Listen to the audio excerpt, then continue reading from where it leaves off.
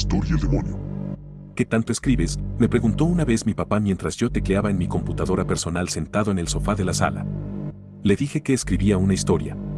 Él quiso saber de qué, y así empezó nuestra primera conversación formal sobre mi hobby de escritor. Le conté que me encantaba inventar cosas en mi cabeza y que había encontrado en la redacción una forma de dejarla salir. Lo interesante de este episodio fue que mostró genuino interés en mi pasatiempo. Generalmente para él, si no es referente al estudio es una pérdida de tiempo. Pero en esa ocasión me prestó verdadera atención y pareció mostrar verdadero interés en que yo tuviese semejante forma de divertirme. ¿Y por qué no escribes del bisabuelo?, me preguntó. Mi árbol genealógico es una de esas cosas por las que nunca he mostrado curiosidad en mi vida. Conocí a mis abuelos paternos y conozco a mi abuela materna. Según entiendo, mi abuelo materno fue un desgraciado que tuvo más de 20 hijos, 10 de mi abuela y otros tantos con otras mujeres. A eso se reducía mi conocimiento sobre mi familia y más allá, hasta que mi papá me habló de este personaje tan peculiar que fue mi bisabuelo. La verdad, nunca me hubiese imaginado que mi familia fuese así de interesante. Mi bisabuelo, Jorge Villegas, fue, hasta cierto grado, un brujo. Digo hasta cierto grado porque no era nada como lo que conocemos. Se podría decir que pasaba perfectamente como una persona normal, es más, se podría decir que hasta intentaba hacerlo. Pero vamos por partes. No voy a usar este espacio para contar todas las anécdotas de las que me habló mi papá, ya que aunque todas son de lo más increíble, original y a la vez tétrico que haya escuchado en mi vida, también son bastante largas. Pero voy a dar unos ejemplos. Mi papá me dijo que para cuando mi abuela ya era una mujer capaz y sedienta de mundo, el bisabuelo Villegas trabajaba en una granja de Santiago Papasquiaro, en Durango, cuidando cabras, para mantenerlos a ambos. En ese entonces él ya tenía cerca de 60 años y estaba muy malo de su pierna derecha, apenas si podía caminar. Mi abuelita quería venirse para Ciudad Juárez, que estaba en pleno auge económico.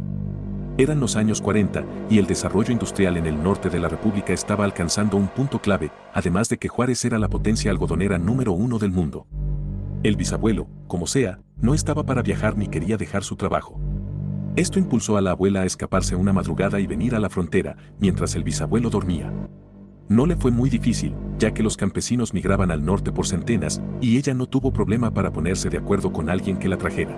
Entraron a Ciudad Juárez por Samalayuca y fueron hasta lo que ahora es la zona centro de la ciudad, a orillas del río Bravo y el puente Santa Fe al Paso, Texas. El viaje no duró más de un día, porque nada más se detuvieron para comer una vez. No me preguntes cómo, porque no sé, me dijo mi papá, pero lo primero que vio cuando se bajó del carro fue al bisabuelo Villegas sentado en la banqueta esperándola, con su bastón en la mano. Le dijo a mi abuelita que había ido a llevársela de regreso a Durango, y cuando le preguntó que cómo había llegado, él le respondió, "Wait for it, caminando". El bisabuelo una vez fue a una boda de rancho a la que no lo invitaron e inexplicablemente hubo una plaga de víboras que terminó arruinando la fiesta. Las condenadas serpientes de cascabel salieron de todas partes y asustaron a todas las personas aunque, haciendo un recuento de los hechos, no hubo heridos ni mordidos. Quizá eso fue lo que tenía al bisabuelo en su silla, riéndose de todos mientras las serpientes lo rodeaban. Eventualmente el bisabuelo Villegas quiso establecerse y quiso pertenecer a la Iglesia Católica. Para esto, tuvo que confesar quién era y la vida tan singular que llevaba. No conozco todos los detalles de la Iglesia Católica, no se me ocurre una penitencia adecuada para la brujería, pero me parece que la que le impusieron fue un tanto exagerada. Un día de viernes por la tarde, le ataron las manos a la espalda, le hicieron arrodillarse y lo hicieron limpiar todo el presbiterio con la lengua.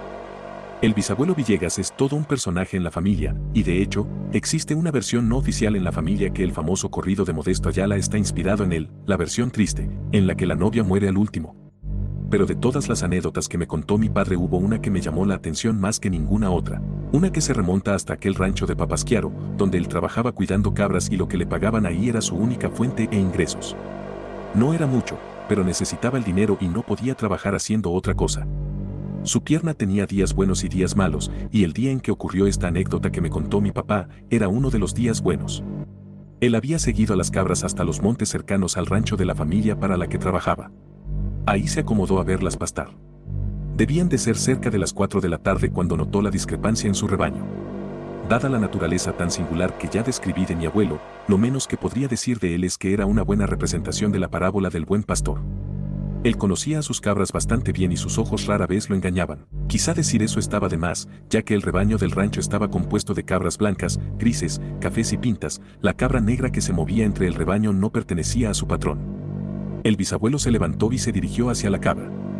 No había dado 5 pasos hacia allá cuando la cabra comenzó a moverse entre el rebaño. Al verla, extrañado, se detuvo y ella, aún más extraño, dejó de avanzar junto con él. Estaba seguro que lo miraba.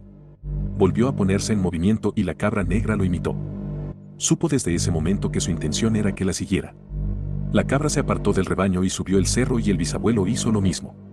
Cuando se quedaba muy atrás, la cabra se detenía a esperarlo.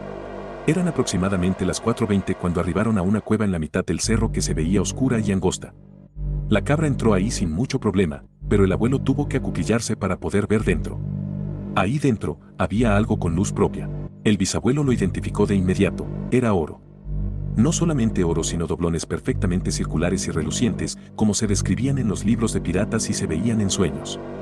Solo que este no estaba en un cofre sino regado por todo el suelo arenoso de la cueva, que no era recta sino inclinada hacia abajo. Inmediatamente dejó su bastón en el suelo, se arrastró dentro y se aproximó al tesoro, que estaba a unos 5 metros de la boca de la cueva. Lo vio, lo tocó, era tan irreal. El bisabuelo Villegas se caracterizaba, entre muchas otras cosas, porque mantenía su cabeza fría en todo momento, incluso en ese, aún con el oro frente a él, no perdía de vista que estaba debajo de un cerro, en una cueva a la que lo había llevado una cabra negra que acababa de desaparecer en la oscuridad. Quería el oro, pero se sentía en una trampa. Aun si tuviesen que cargarlo, le sería imposible sacarlo todo de una sola vez. Se dijo que su prioridad sería sacarlo de esa cueva y luego vendría por él. Así que se dispuso a arrojar su tesoro fuera de la cueva. Pero en cuanto cogió el primer puñado de doblones y lo arrojó fuera de la boca de la cueva, algo extraño sucedió, el oro nunca todo el suelo, se mezcló con el aire y dejó de existir. Este efecto tomó desapercibido al abuelo, le pareció tan desconcertante que sintió que nada había sucedido del todo, por lo que repitió el acto. Tomó otro puñado y lo arrojó fuera de la cueva. El efecto fue el mismo, el oro se volvió aire. Es todo o nada, dijo una voz que no provenía de ningún lado en específico. Papá nunca me explicó el significado de estas palabras. Para mí significa muchas cosas, pero para el abuelo tuvo un único significado. Lo entendió de inmediato y replicó, pues sea por nada, quédate con tu pinche oro. Acto seguido, se arrastró fuera de la cueva y se levantó. No había dado ni 2 pasos hacia su bastón cuando un poderoso impacto lo sobresaltó. Se volvió para recibir el último suspiro de esa cueva del demonio, y este venía acompañado de polvo y calor. Si no hubiese visto la gran roca moverse un poco y la arena suelta que se desplazaba libremente hacia abajo, podría haber jurado que la cueva nunca había estado ahí.